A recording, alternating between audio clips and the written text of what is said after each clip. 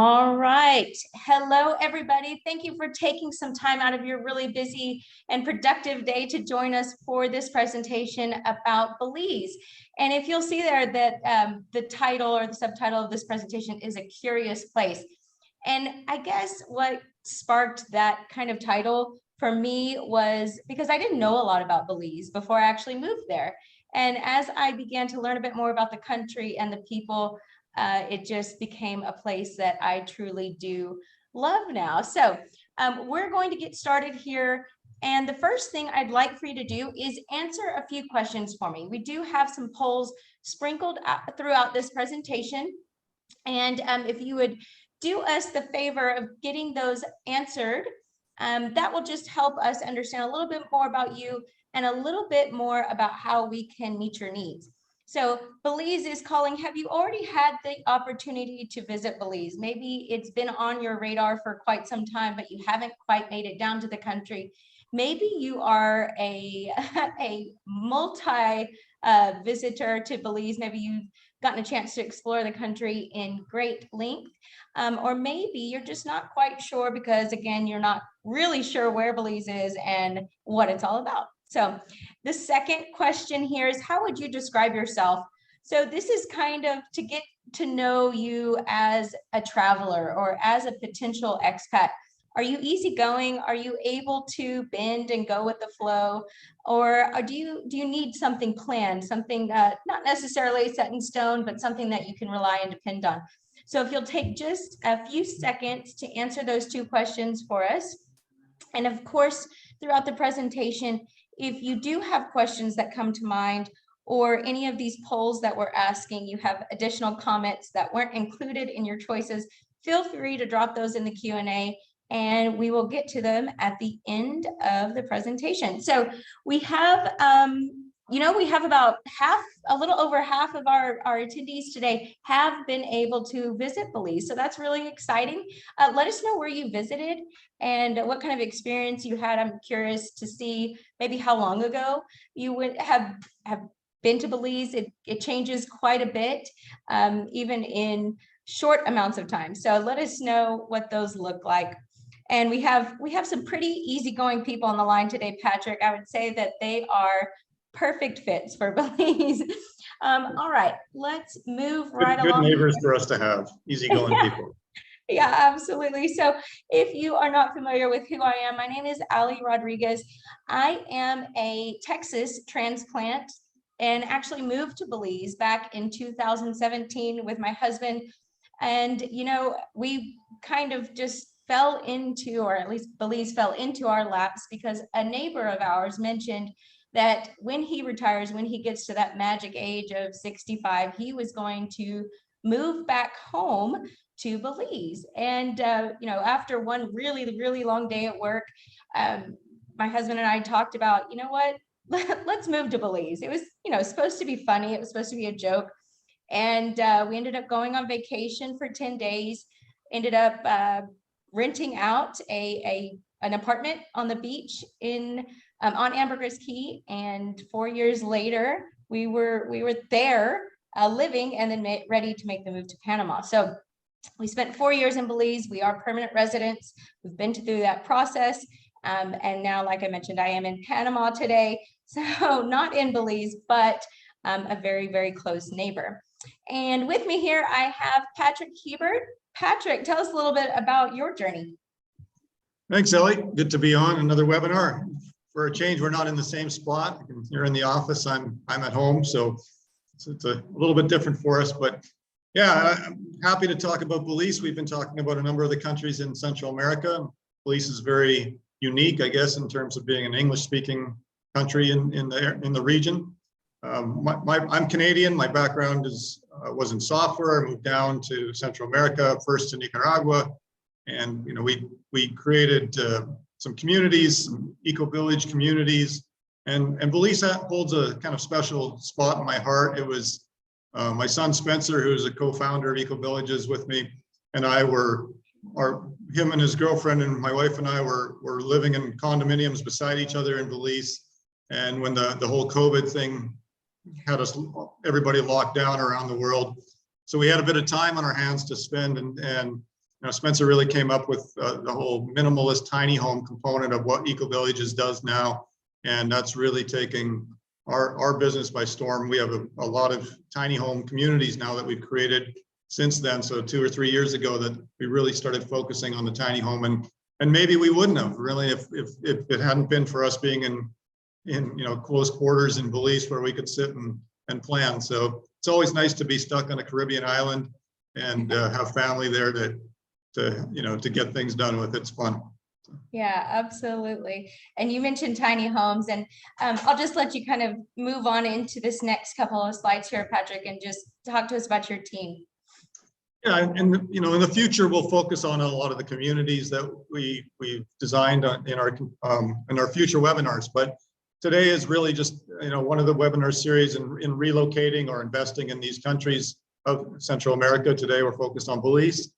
So we won't spend much time on what Eco Villages and who Eco Villages is, but there's Spencer in the second picture. My wife Andrea is kind of our property expert, and she's around here too. But we've been so busy talking with people lately over the relocating that she's on the phone with somebody else right now. So she was going to be on this, but we're going to have to wing it ourselves today. Oh man, I think we can handle it. We'll be okay. Juan is our finance director, and based out of Panama, where Ellie's in our Panamanian office right now. I'm at home, but we're always in and out of Belize as well. Ellie and Juan are Belize residents. I have a Belize work permit, and so we're spent a lot of years on living in Belize. So, and Herman is our chief architect in based out of Managua in Nicaragua. And Ellie's the last one. That kind of makes up the bulk of our management team. And, I have a number of architects and other people that we work with too.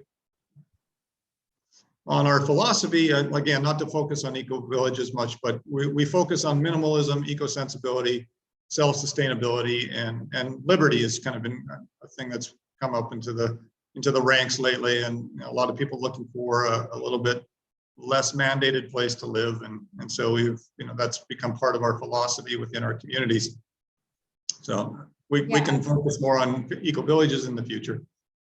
Yeah, we can. And what's important to note is just that how diverse our team really is, and their experiences, and how far they reach across the region. So here's poll number 2. Poll number 2. What is the most important? I'm having some trouble with the bar pulling up here. All right, there we go. So what is the most important thing you take into consideration when either looking to own or relocating to a new country? So there's a couple of different options there. The one thing I wasn't able to add here is the other section. So if you do have an other that you want to share with us, make sure you find that Q&A and drop it in there. But as those answers come through, is it fitting into your new community? Are you able to make friends? Are you able to still do and see the things that you wanted to see when you initially started your journey? Is it the cost of living? Are you looking to decrease that cost of living but increase your quality of life? Different things that may come into consideration there. Are you bringing a family? Are you planning to work in the country, or are you going to work remotely?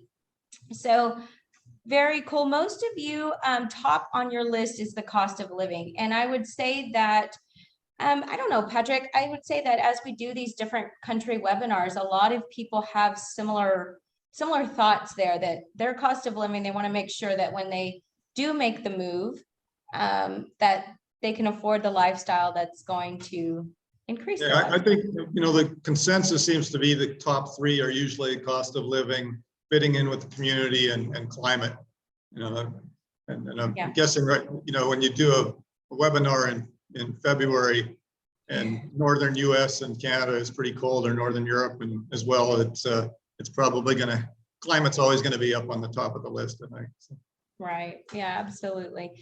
And so as we get into this today, just why you're here to just kind of explore these common relocation questions.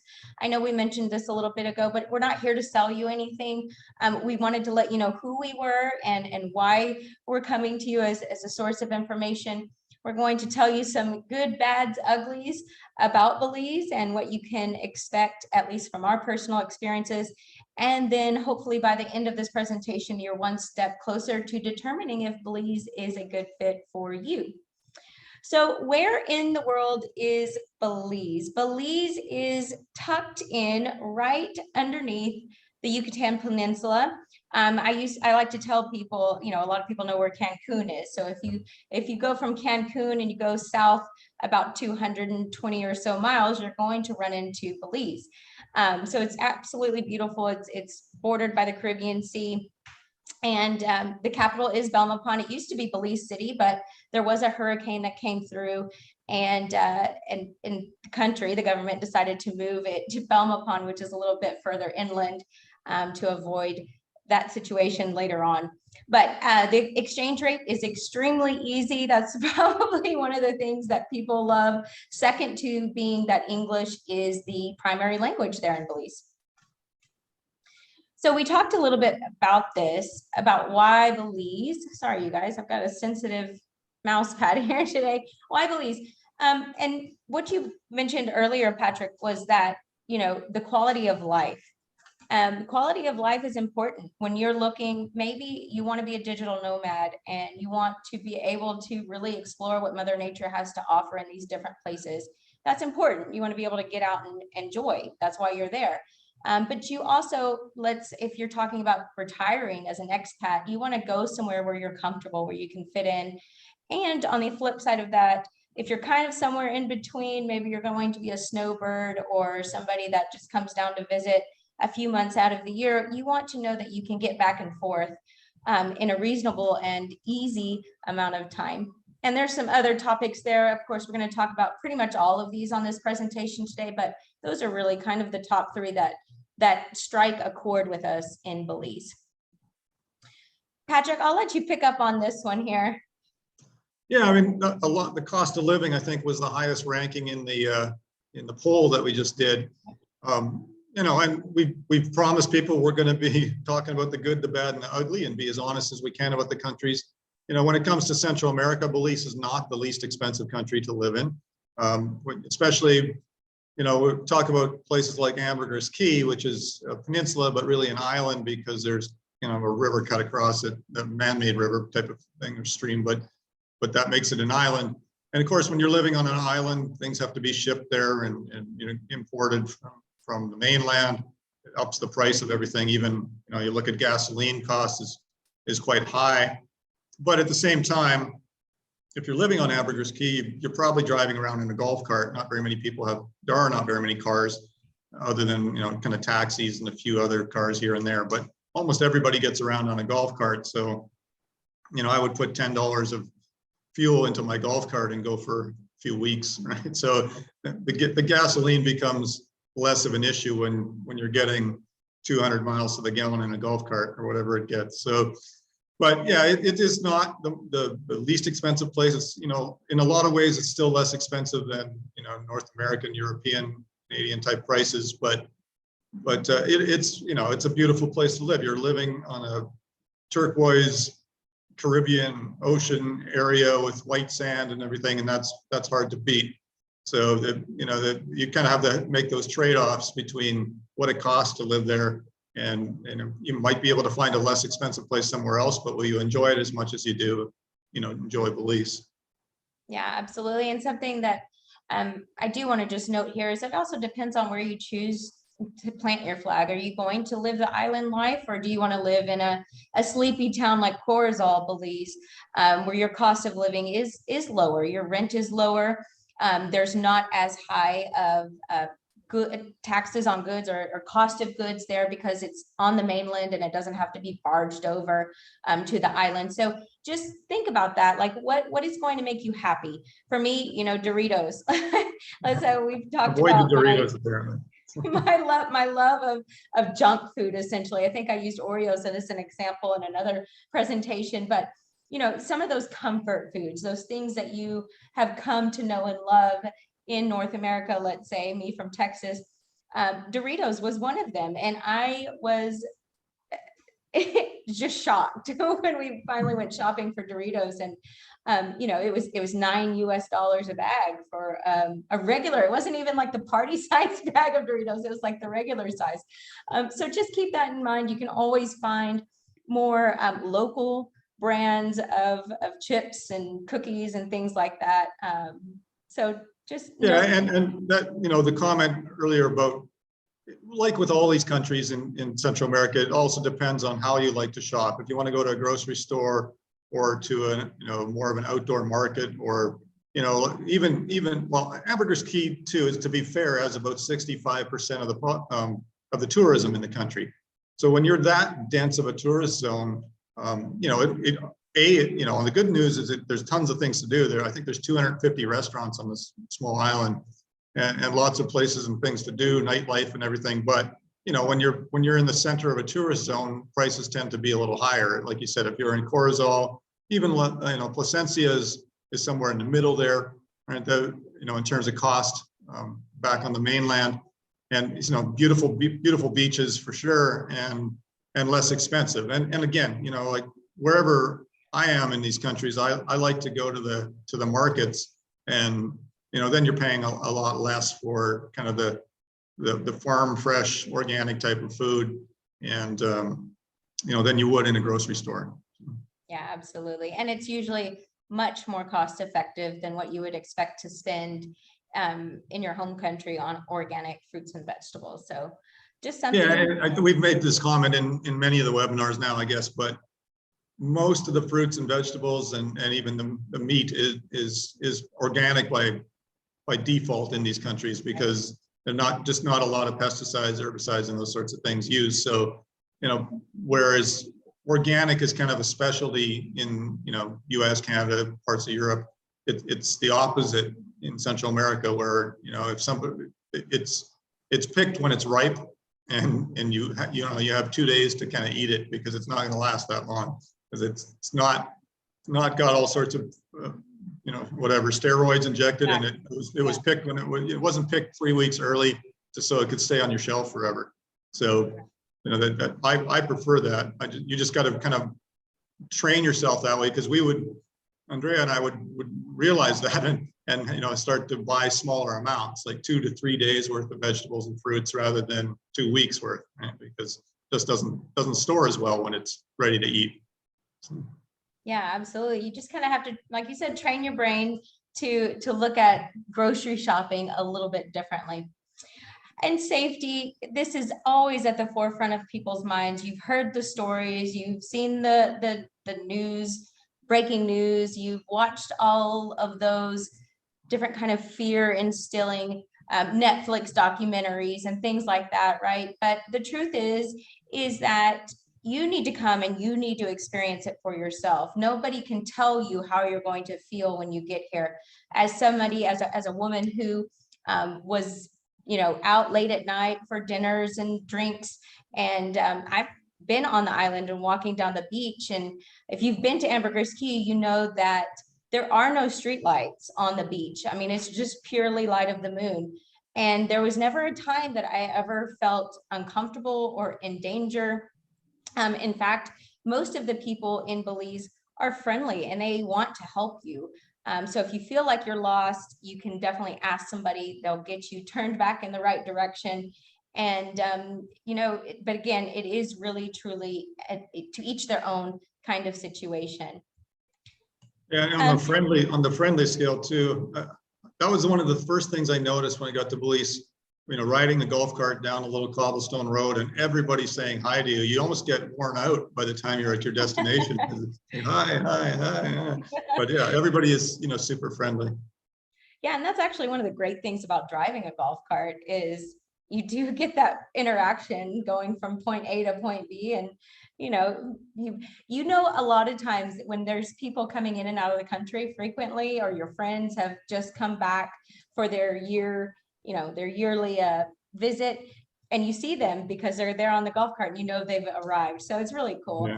Yeah, you kind of know who's in town by who's driving around in the golf cart. Yeah, exactly. So when you do come to visit Belize, you'll land in Belize City. That is where the international airport is located. And unfortunately, it's also where most of the crime is concentrated. Again, it was the capital city of the country back, what is it, 30 years ago, 40 years ago now.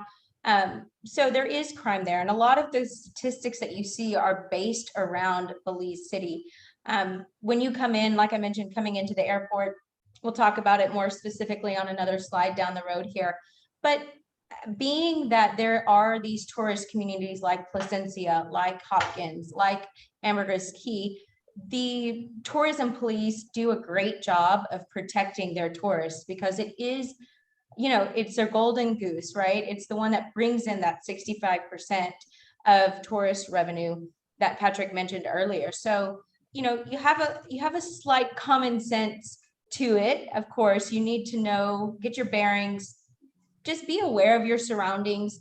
If you feel uncomfortable, maybe you should go another direction. But I would say, I mean, there's not much else to add there other than you really should go and experience it for yourself. Don't necessarily take others' words for it. There are always those situations that do end up not in your favor, and we've heard about them, but for the most part, you are considered safe in those areas.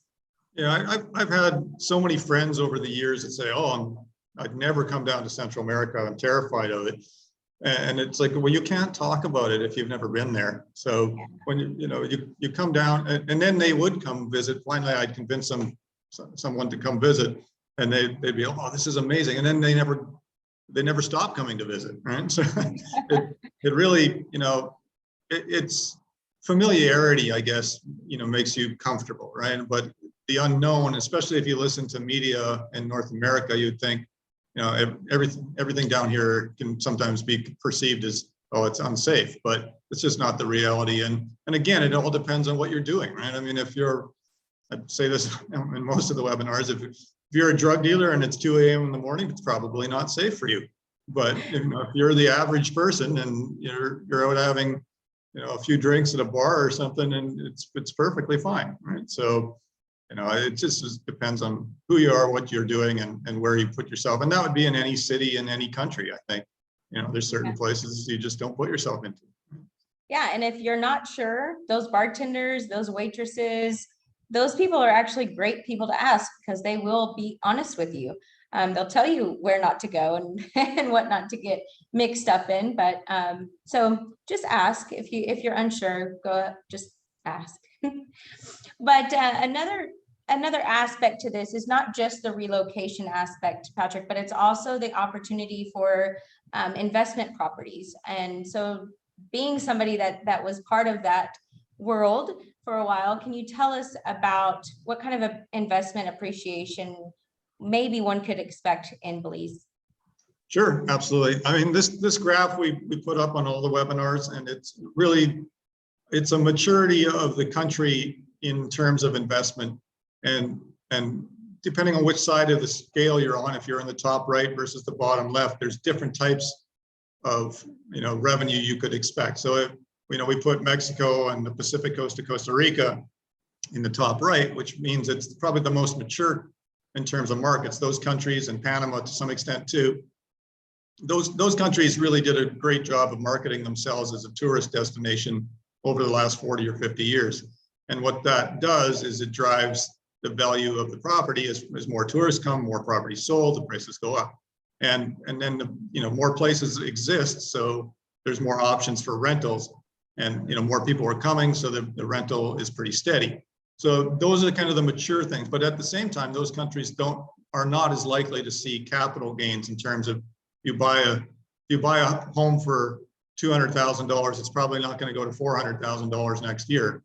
Whereas on the bottom left, of the market, where you've got the Honduras, El Salvador, Nicaragua, Guatemala to some extent, are less mature on the tourism side. So prices have remained lower, but they're being discovered more rapidly than ever right now. And you're likely, no promises on anything when it comes to revenue, but you're likely to see more capital gain, and if you're investing there, and they're also getting more and more on the rental revenue side as well, because more and more people are coming. So Belize really finds itself kind of right in a sweet spot in the middle, where it's discovered to some extent. Belize did a pretty good job marketing itself. I know growing up in Canada, I knew about Belize, maybe because it was kind of a Commonwealth country like Canada as well, and maybe that's why they targeted Canada to advertise in. But I remember seeing Belize commercials when I was young, and so but not so much I don't think in the U.S. and some other places. So they got kind of some market, but not all of the market. Like Costa Rica really did a blitz on tourism marketing. So, but this last year we've seen in Belize probably it has been the hottest market ever. I mean, I have many real estate agent friends and things in the area and developers, and they've never seen anything like this before. It's just been off the charts. So there is a ton of investment going into Belize, which would tend to mean that that we're going to start seeing the prices ramp up pretty quickly too. So from that standpoint of investment, it probably is a good capital gain investment right now, as the prices will be definitely increasing. And even the developers that we're working with through Eco Villages, we design communities for developers and landowners, and we've seen them up their prices consistently over the last year or two. So they're definitely going up. And Belize depends on the area of Belize, but they also have a really good occupancy and nightly rates, ADR, which is the average daily rate for hotel rooms and what your homes, whatever that you're renting out. So that bodes well for it as well to be a good investment if you're going to get a great ROI. So absolutely. And just a housing cost comparison here to Miami, Florida. A lot of people choose to retire to Miami, South Beach, and that kind of area. And on the left, you can see what a 2-bedroom, 2-bath condo is currently listed at. I pulled this information off of a realtor website there, just to do a comparison of what you can get for the money, depending on what kind of lifestyle you're looking at living once you get there. Of course, there's more affordable options, off-beach properties, smaller properties, without the amenities and common areas and things like that. So it really just kind of depends on what you're looking for.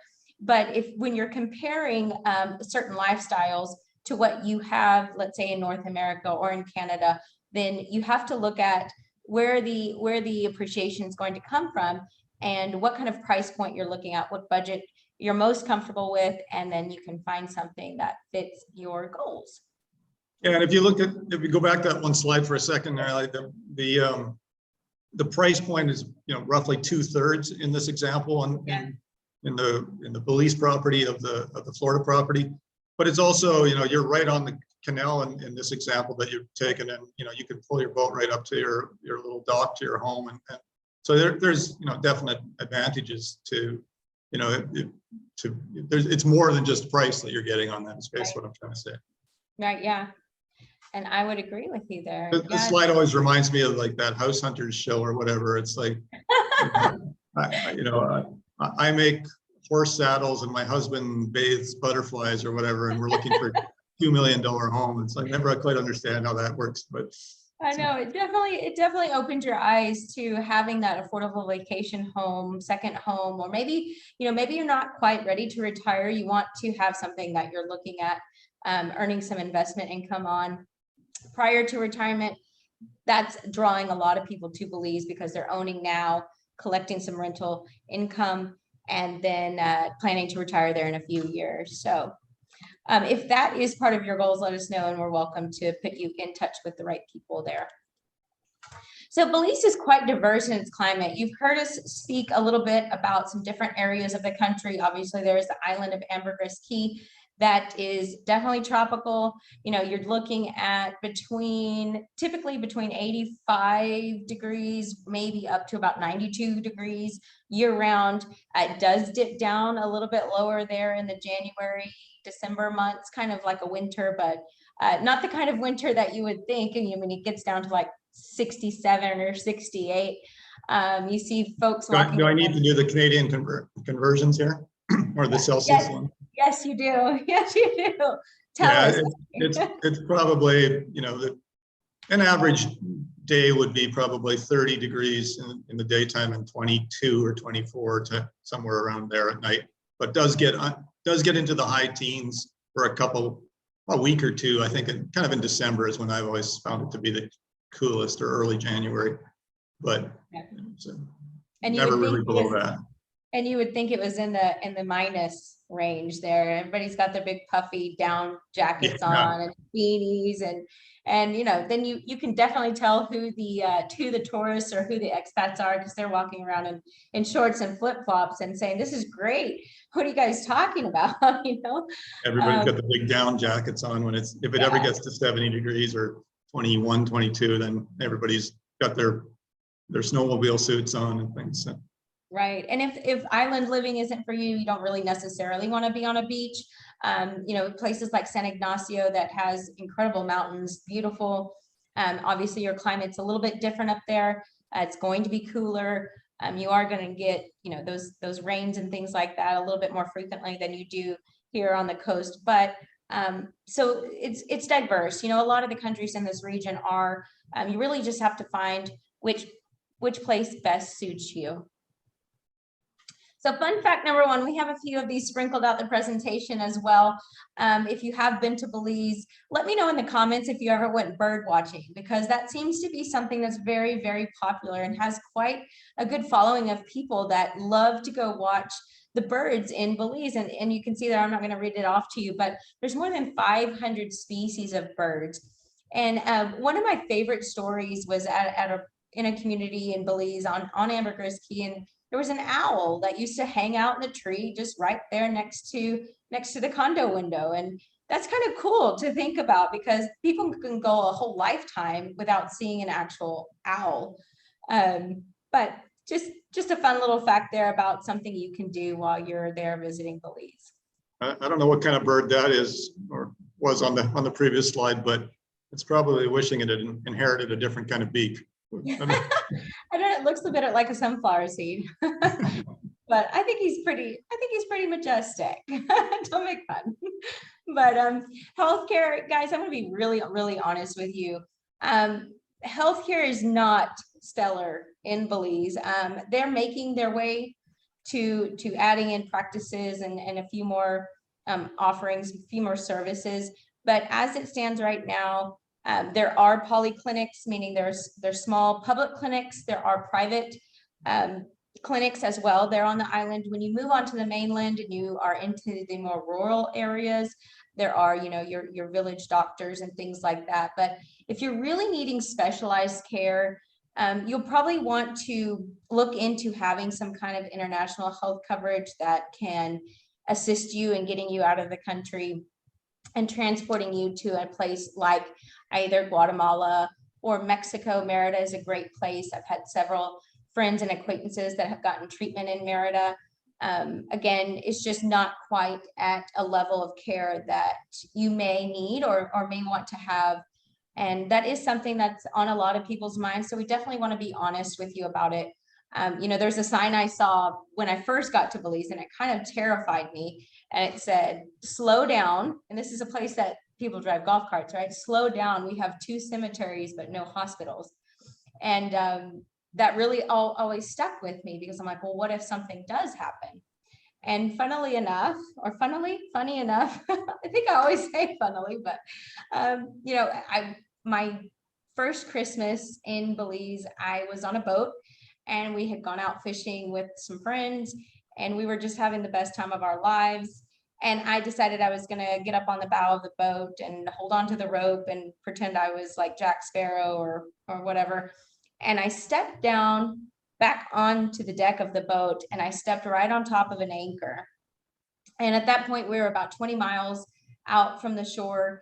And at that, I was kind of in shock. I mean, obviously, you don't really know what's going on. And then I look down and I can see, blood and tissue and things on the bottom of my foot.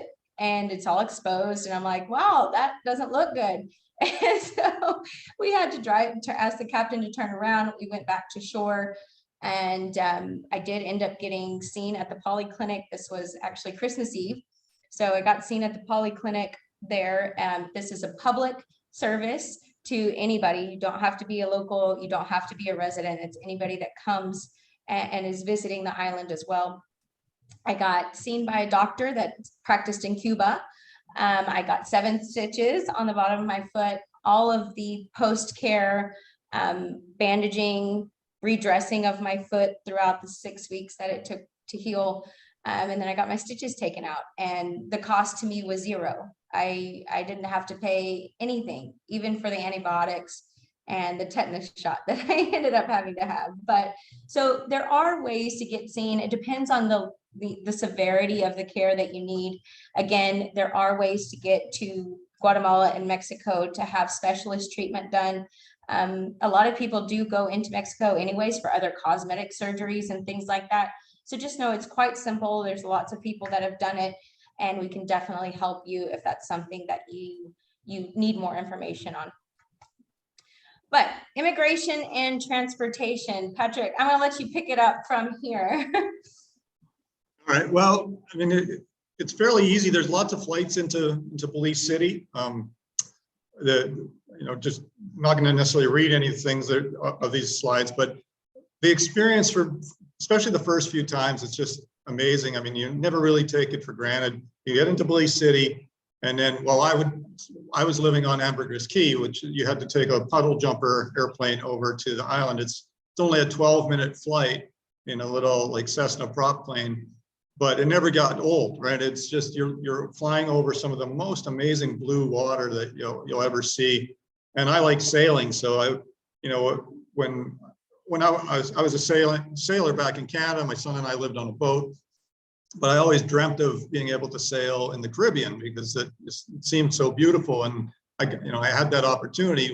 We got a little boat in Belize, and we're able to sail. And the reef is, it's now the largest living reef, I guess, the Mesoamerican reef in the world.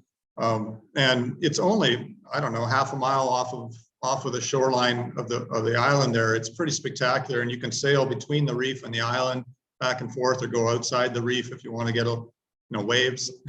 Inside the reef, it's very calm. It's pretty spectacular. So I always, people would say, oh, it's a pain because you got to fly into Belize City and then from Belize City to wherever else that you want to go. But the wherever else part, the 15-minute flight is almost one of the better parts of the whole experience. To be in a small plane overlooking such beautiful islands and water. So there's ferries as well if you want inexpensive ways to get between places, and especially Belize City and San Pedro. The ferries, it's about an hour and a half, I guess, ferry ride. Yep. But you often stop at another island along the way, and it's pretty cool places. The most of the local transportation, again, especially on the islands area or the coastal area, is golf carts. But there's people, if you're living on the mainland, then you're likely to have a car, because it's a very unpopulated country, and there's only, I don't want to ruin other slides that you may have in here, Ellie, but there's only around 400,000 people in the country. So the cities, when you call them a city, that it's very small. It might be 50,000 people in the biggest city, and Ambergris Caye has about 25,000 people, I think, living on it year round, but it's growing rapidly as well. So when tourism comes in, and it's also around probably now more so than 400,000. So it's really doubling your population, but obviously they're prepared for the spikes in tourism on renting cars and all that sort of thing. So the tours and excursions, there's a ton of things to do in the country. There's so many Mayan ruins. I can never say, what's it called, Zanen Tunich. I always call it tuna sandwich. It's easier. I've got that one. That's one of the larger old Mayan cities, and really spectacular. And then you can, not too far from there, you can rent inner tubes and go cave tubing. That's pretty cool. Go through a cenote on an inner tube, and basically underneath a mountain, you're going through it. So I'm probably blowing things, so I'll let you talk. It's okay. Yeah, I mean, I'm into the top things to do. I didn't even know that slide was coming. You did well. That was perfect transition there. But like you mentioned, there's so much to do and so much to see. We keep going back to the diversity, but you've got it all. You've got the water sports, you've diving and the snorkeling. You've got the Maya ruins that you can go and explore and get a feel for the original culture of the Mayas. And then you've got the blue hole where you have to take a charter flight over the top of it to really get the best view. But the country has a lot to offer, and getting to those different things is quite easy. You know, usually it's a mix of different kinds of transportation between, you know, a regional air flight plus a little bit of taxi to those more remote spaces. But one thing I do want to share with you, you did such a good job describing it, Patrick, was that flight. The flight from, you know, Belize City to Ambergris Caye, and then of course back. If you're lucky enough, you may have the opportunity to sit in the co-pilot seat, which I was able to do one time, and it was an incredible experience. And you know, these are small planes, max 12 passengers down to you know, a 2-passenger plane. So although it was terrifying the first couple of times, you really learn to just sit back and enjoy.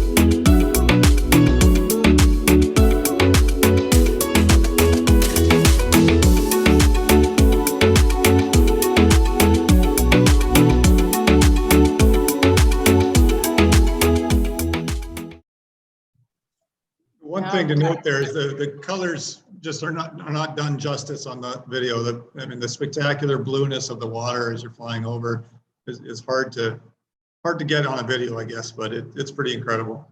Yeah, so you'll just have to come and experience it for yourself. Exactly. You got to see it live. So now that we've kind of talked about what there is to do here in Belize, what activities are highest on your adventure list? So let us know, is it water sports? Is it the diving, the snorkeling, the fishing? Is it festivals, things like holidays and celebrations that really highlight the culture? Hiking, there are, like I mentioned, mountains and jungles that you can kind of walk through, and I guess more of a hike than just walking, but horseback riding, that is available also in the San Ignacio area. Of course, also down the beach in Placencia, we have the zip lining, fine arts like museums and galleries. You know, one of the coolest places is the museum in San Pedro. And you can go and kind of see the history of how Belize has become this melting pot of just culture and things like that, community. But a lot of you, in fact, all of our respondents love the water sports so far. So Belize is definitely a great place for you to go and get your fill of water sports. All right. So school, you know, this is a question that comes up a lot when people are talking about bringing their families, and they're afraid that, you know, moving their children from their home country or deciding to live somewhere even part-time, you know, their children might fall behind in their education. And the truth is that just like in other parts of the world, especially in Central America, the public school system is not as well-rounded as you would expect to see like in North America. And so they do tend to be underfunded and short on supplies. This says they're generally taught in Spanish, which isn't true for the expat community type situations like Ambergris Caye, it's English. But there are villages and things like that where a lot of this public schooling happens that do speak either Creole or Spanish. So just note that the private schools typically do cater to either the expat children specifically, or it's a mix of the local well-to-do community plus expats. A lot of teachers that teach in these schools, it is a blend. You know, when I first moved to Belize, I explored the option of teaching there, and all of the teachers at this particular school were taught and had their education from the United States. So there is that available. A lot of times you will see homeschooling as a primary option. There are great communities. I know personally 6 families currently on Ambergris Caye that do homeschool their children, and they've kind of become this collaborative unit. So you have people to brainstorm with and really put materials together with. And so it is possible to do. Plus, there's always that hybrid option of virtual learning somewhere else in the world, or, even doing like a private school and homeschool type situation. And of course, extracurricular activities, that's another thing that comes up a lot. What can my child do outside of school? There's a lot of different things. There's a sailing club that I believe, I think the youngest student they had in the sailing club was 6 years old, and ended up, a couple years later, he was in I forgot what the word is when they do the races. Patrick, help me, you're the sailor. Regatta, probably. Regatta, yes. And she ended up winning. So, it's just one of those things where you can get them out, get them experienced in different things. There's soccer clubs, which they call football, of course, but just lots of different ways to get involved there in the local communities. But parents need to find their tribe too. So how do you do that? How do you connect with all these people? How do you find all these people? If you're in a place like Ambergris Caye, and I know we talk about that a lot because it is the most populated expat community, it's quite easy because you're on an island, and a lot of people tend to gravitate towards the same events or the same restaurants and the same just same stuff, the same beaches and things like that. So it's easy to come across people and strike up conversations. But what if you're in a place that's a little more remote, a little more off the beaten path? There's definitely Facebook groups, social media groups that you can get involved in. What I have found is you are going to get a lot of really good advice and experience from those people, and you're going to get the truth from them. And sometimes you say, you know what, well, that's not my experience. And actually I had a really great experience. So you get to see both sides of the coin usually in those types of things. But another way is your community outreach programs, places like Hope Haven, which is a women and children shelter, and then a wildlife and pet foundation, Saga and ACES. ACES caters to, well, it's the American Crocodile Education not system. Sorry, I can't think of service, I think. Service, thank you. I drew a blank there. But then Saga is a rescue for cats and dogs, and they actually request to have volunteers walk their dogs. So lots of different ways to meet people and make those connections and find your tribe. You can volunteer to walk a crocodile, I guess, too. Well, I don't know about that. I think so crocodiles, I'm glad you said that though. Crocodiles are actually protected in Belize. They are seen as, well, they came from the Maya culture of being gods or kings, and so they're protected, and they do tend to wander into places they shouldn't be, neighborhoods they shouldn't be. And ACES is really dedicated not only to relocating them to places where is more suited to their environment, but also to other animals like boa constrictors and these beautiful birds that we've been talking about. When they are injured, they rehabilitate them and then release them back into their natural habitat. So they do a lot of good work. That's a great way to get involved. And I know a lot of people that have had to call on their services before. I mean, you are in a tropical island, so it's just part of the business there. But we mentioned a little bit earlier about cultural flair, the food. This is always my favorite slide because I love food and I love talking about food. If you've seen me on any of the other webinars, you'll come to find that that's just a central theme in my life. But there are fine dining options. I mean, if you're looking for sushi, obviously we're, on the Caribbean, we have great fish, fresh fish that then is recreated into this amazing sushi that you have to go experience. Patrick, I know you mentioned earlier when we were talking about this that you had a favorite restaurant there on the island, and it wasn't sushi. No, I mean, my favorite food in the world is pretty much anything with curry. And on the Caribbean side, the coconut curries are just like at the top of the world for me. So, a little shout out to Elvie's restaurant, which is a little restaurant in Ambergris Caye in San Pedro, and their lunchtime curry is amazing. But there's so many options. There's Thai food restaurants and all sorts of different things too. So, I'm always into the Indian curries, the Thai curries, and the coconut curries from the Caribbean. But they're, it's a huge a lot of options to choose from for restaurants in these areas because of the amount of tourism there. There's just about every kind of food you can want. And you know, some of the seafood places are amazing too. Like they'll line up, put all the fish and octopus and every, you know, the lionfish or whatever on ice outside the restaurant. And you pick your fish or your seafood that you want. You tell them how you want it made, then you go sit down in the restaurant and they come around and bring it to you. So you can take your before and after snapshots of what your dinner looked like before you started and what it looked like when they brought it to your plate. So your cool. Instagrams, your Instagram shots. But yeah, one more note there is that Belize is such a melting pot of different cultures and ethnicities that you can really find everything that you are looking for to eat. You know, there's the French influence and like Patrick mentioned, the Thai influence and Chinese influence and just all these different influences that have had an effect on not only the food, but also on their celebrations of it. And again, we're not going to go too deep here. I realize that we have about 8 minutes till the hour. It is historically true that we've gone over the hour mark. So far, we were trying to make this one a little shorter. But do note that Independence Day is in September. Huge celebrations leading up to that day around the country, and lots to get involved with and learn about there. Belize might have English as its first language, but you know, in terms of celebrations and parties and holidays, it's pretty much like every other Central American country in terms of, it seems like every week you've got another holiday. It's great when you're an employee. It's not as good when you're an employer. And you know, what's good is I get to pick which countries now I want to celebrate.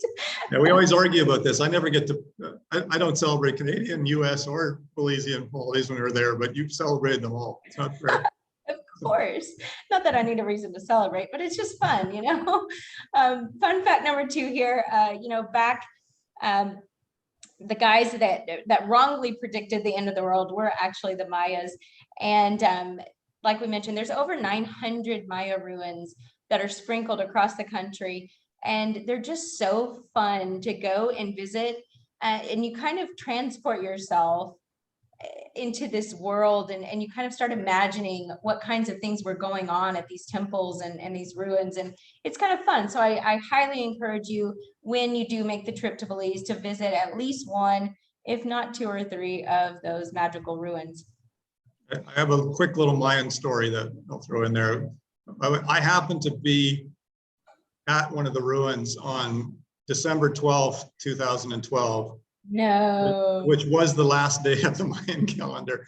And I didn't even realize it. It just happened. It was totally coincidental. I didn't mean to be there on the last day of the Mayan calendar. But then I climbed up all the way to the top of the ruins, and it was a big deal to get up to the top. I was exhausted, and I looked down, and it was just thousands of people in white robes around. I was like, what is going on? But I guess there was a lot of people that were interested in, I don't know, whatever the celebration is of the end of the earth, I guess, was supposed to happen on that day. But turns out there was a December 13th, 2012, and life went on as normal. But and here we are today. Thank goodness they were wrong. So here's your chance for you to get involved in our presentation. What is your timeline to relocate or own property? This is just a way for you to kind of tell us where your mind's at. Where are you? What does your timeline look like? You know, for us, my turnaround from the time I visited Belize till the time I was living full time was 3 months. So of course, you know, our families think we're crazy, and we sold everything back in the States. And again, we were back in Belize within 3 months of our first visit, and that's where we stayed for 4 years. So what does your timeline look like? Everybody's got different points within their journey that brings them to that final decision. Looking like most of our people are at the beginning of their journey or kind of in the middle. So good for you all. I'm sure you have lots of questions, and we may not get them all answered during this presentation, but always feel free to drop them in the Q&A, or you're welcome to send to us and email at any time to questions@ecovillages.life. All right. Visas and residencies.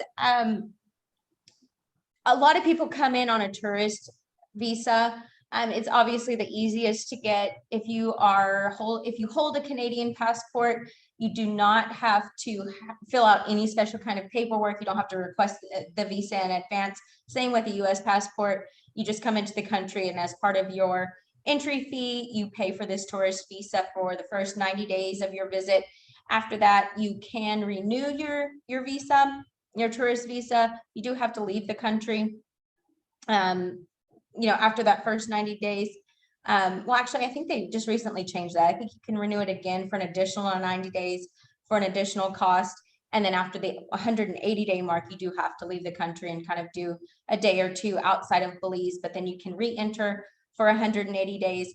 The thing we want to tell you there is, obviously, you don't want to become a perpetual tourist. They are going to eventually start asking you, what business do you have in Belize? Either get a work permit or, start going through the residency process. Me personally, I went through the time and country pathway. You have to spend a year in Belize without leaving for more than 14 days. And it sounds like it could be difficult. You're like, golly, I can't leave Belize. I can't go see my family for, a whole year.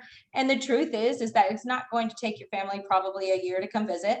They're going to want to come visit you pretty much really, really soon. But then after that, you are able to, if you want to, go to the mainland and explore a little bit. And your year will go by fairly quickly. There is an investor residency that you're able to qualify for after an initial investment into the country of $250,000. And the best route there is real estate. Obviously, it's the easiest route, especially if you're looking to move there or own an investment property there. And then, of course, they do cater to those qualified persons, retired persons. You can't work in the country at all at that point. You do have to truly become a beach bum and just hang out. But again, if you have questions there, do reach out to us about what your goal is, and we can definitely put you on the best plan for success of reaching those goals. All right, Patrick, I've done a lot of talking. You're up. Well, we'll make it quick. Again, you don't have to open bank accounts anywhere if you don't want to. If you're becoming a resident, it normally makes sense because you're going to want to pay bills most easily. Belize does have its own currency, so it's marked at 2-to-1 to the US dollar. Pegged to 2-to-1. It's always 2 Belize dollars is 1 US dollar. But everything is, for the most part, is bought and sold in Belize dollars in Belize. So your bank account would then, if you have a local bank account, it would be in Belize dollars as well. They also have offshore banks, for people that are wanting to use that route. But when offshore banks are typically not more operational or transactional banks. That's for people that want to set aside a certain reasonably high amount of money and go through that. But if you have a U.S. bank account or Canadian bank account or from wherever you are in the world, your debit cards and credit cards are accepted everywhere. And if you're willing to just do online banking from afar, then that's. I mean, I still have a Canadian bank account, and I've lived in a lot of countries down here, and that's not a problem. I also have a Belize bank account, a Panamanian and a Nicaraguan one, but realistically, I can use any one of those debit cards from any one of the countries. So it's totally up to you. It's more like if you want to really become Belizean and you're moving there as a resident, you'll probably want to have a local bank account. Yeah, absolutely. All right. Just a quick note here on taxes. We are not tax experts. We are not specialists. We're not licensed tax professionals. So we're just going to give you basically the high level version of the taxes here. But capital gains tax, there is no capital gains tax in Belize, which is a really big benefit to the tax system in Belize and you as a foreigner coming into the country. Property tax is very low compared to what you're probably paying where you currently are. So that's something else that usually interests people in coming in. And then of course, things like foreign earned income. Let's say you're a digital nomad here working in Belize and you're working for a US company. None of your income is earned in Belize from Belize companies, so you do not have to pay income on that.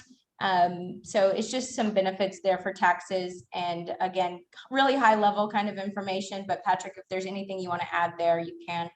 Well, the only thing I'd add is for the Canadians and other Commonwealth countries on the call, the value added tax, the VAT is really GST. It's the equivalent of GST. So in Canada, we have a GST as well.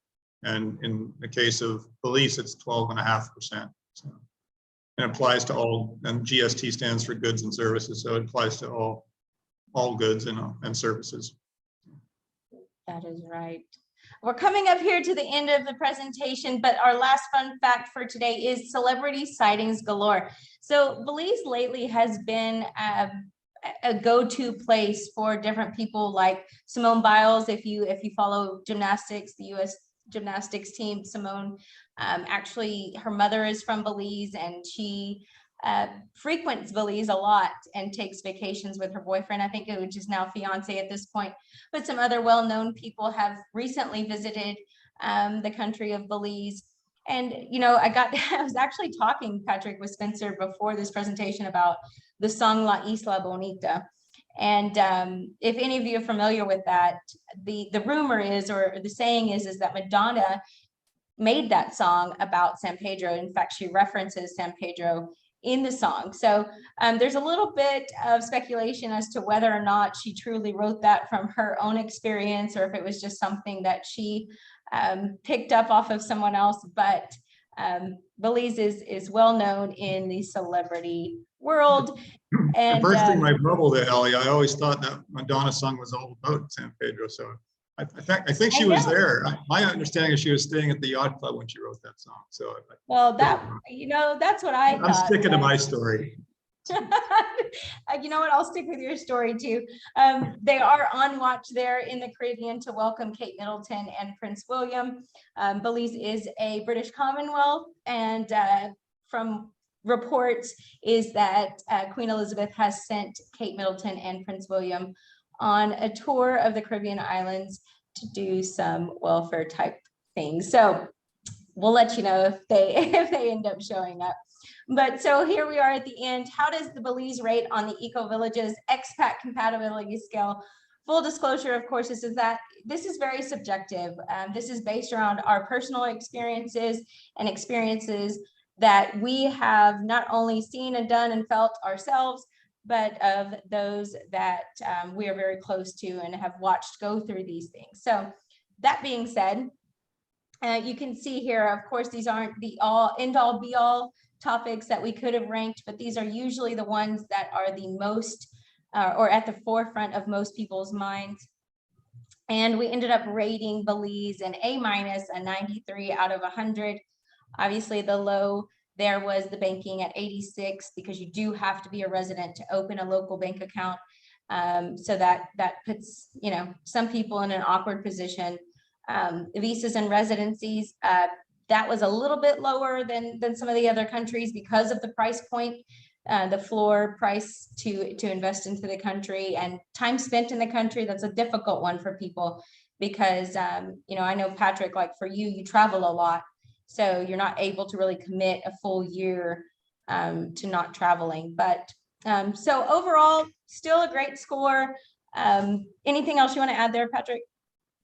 No, I think that's, I mean, it's really hard to put the not so tangible things on these lists, right? Where, I mean, just most people's kind of dream of living on a tropical beach is about, you know, Belize beaches are about as close to that as you can get, right? I mean, your palm trees growing through the white sand on a blue water beach, and the temperature always being really comfortable. I think, you know, it's pretty hard to compete with the Caribbean for that. So, and you know, obviously the benefit of, for a lot of people, the benefit of the English speaking is a big one as well. If they're not interested in learning another language, or, you know, whatever the case may be. I think Belize, you know, and Belize is a very kind of homey feel. I guess when you're only have 400,000 people in the entire country, it's very, you know, it feels very rural, I guess, in that way, and so everybody kind of knows each other, and so here it's like a small town kind of feel. So I think that's a plus as well.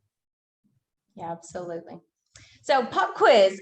Y'all didn't know you were going to have to do a quiz today at the finish of this presentation, but I do have to see if you were paying attention. And if you weren't, that's okay. This is just kind of fun to wrap it up.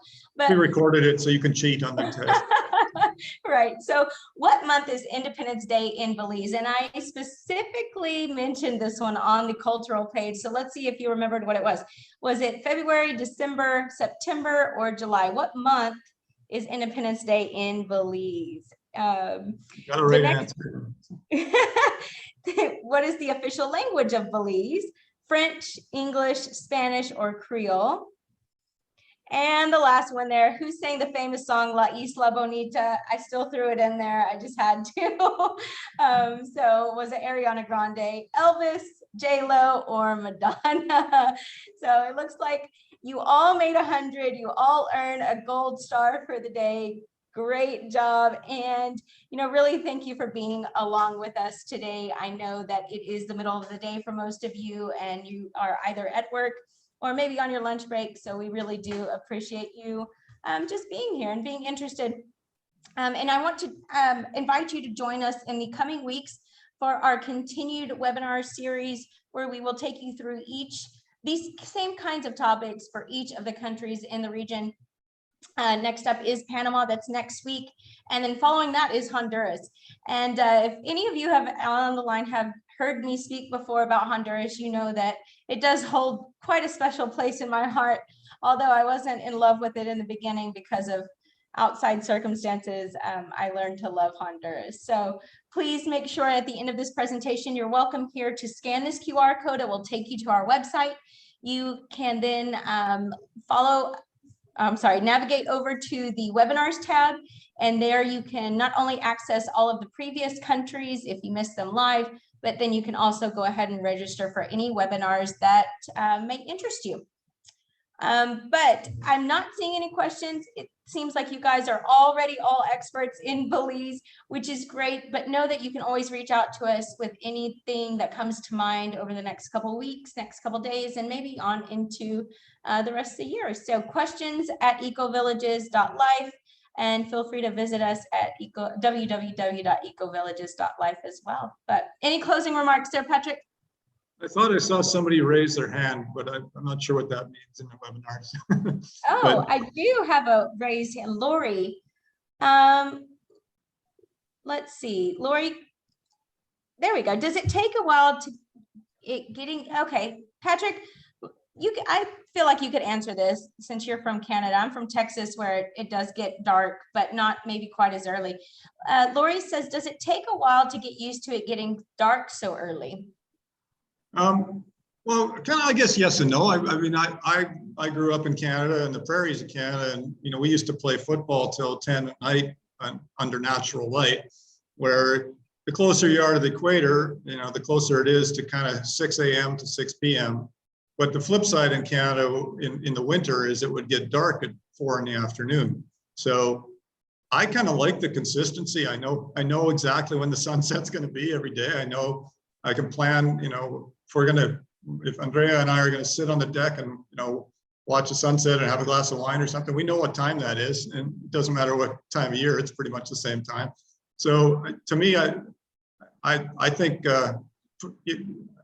it's almost more natural for humans, and that you feel more settled or stabilized when you're in more of a regular pattern like that. I think in Canada, you get such a wide fluctuation of temperatures and then wide fluctuation of when the sun rises and sets that it's always a moving target. So I don't know. I don't think it really is hard to get used to.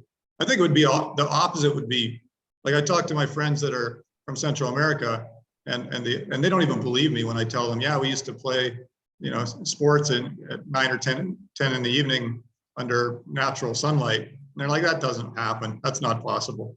So they're just so used to the fact that the sun by 6:30, 7 o'clock, it's dark, right? So it's probably more difficult to go the other way than it would be to go to a more central country in the globe. Right. Well, great. That's a good answer. I'd say that's a pretty thorough answer there for you, Lori. But if you have any additional questions, just let us know. But thanks again for all of you being on the line here with us today. Of course, I'm Allie, and I'd be happy to talk with you about your residency options and things like that. You know how to get a hold of us, and I hope to hear from you soon. Thanks, everybody. Appreciate you being on. Bye-bye.